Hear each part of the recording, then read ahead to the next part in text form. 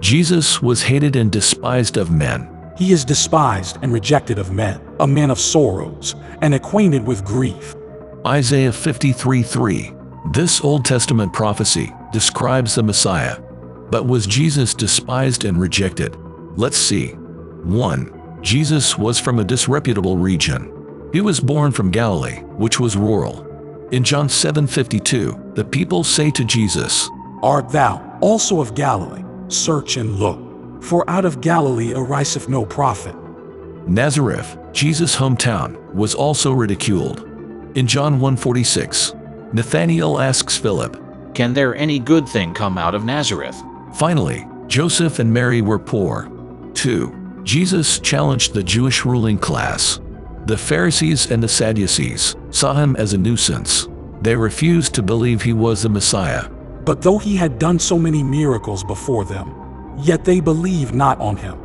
John 12:37. They even tried to have him killed or arrested. Matthew chapter 26 verses 3-4 describes a council of the priests, scribes, and elders. They conspire to apprehend and execute Jesus. 3. The mob turned against Jesus. Many people sided with the Pharisees. Jesus was brought before Pontius Pilate. According to Matthew 27:22, the Roman governor asked the crowd, What shall I do then with Jesus, which is called Christ? They replied, Let him be crucified. The Israelites rejected Jesus as their Messiah. He didn't fit their preconceived ideas of a warrior king. They wanted him to deliver them from political oppression. Pilate offered to release Jesus after the flogging, but the mob people asked for Barabbas to be released instead. He was probably an anti-Roman agitator. 4. The Romans saw Jesus as a common criminal. Roman soldiers mocked Jesus, stripping him of his clothes. They beat him, spat on him, and jeered. Hail, King of the Jews! They dressed Jesus in a royal purple robe to humiliate him. They also put a crown of thorns on his head. The soldiers made him carry his own cross to Calvary. 5. Most of Jesus' followers didn't really believe him.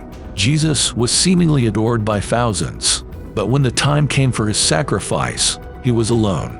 Indeed, Jesus drove the unbelievers away in advance. There are some of you that believe not. He told them, Therefore said I unto you, that no man can come unto me, except it were given unto him of my Father. From that time many of his disciples went back, and walked no more with him. John 6:66. 6. Even Jesus' closest disciples betrayed him.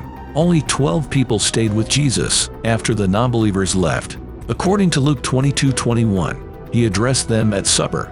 But behold, the hand of him that betrayeth me is with me on the table.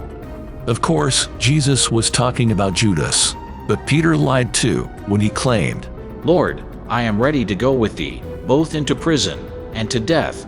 Jesus saw right through this, retorting, I tell thee, Peter, the cock shall not crow this day, before that thou shalt thrice deny that thou knowest me.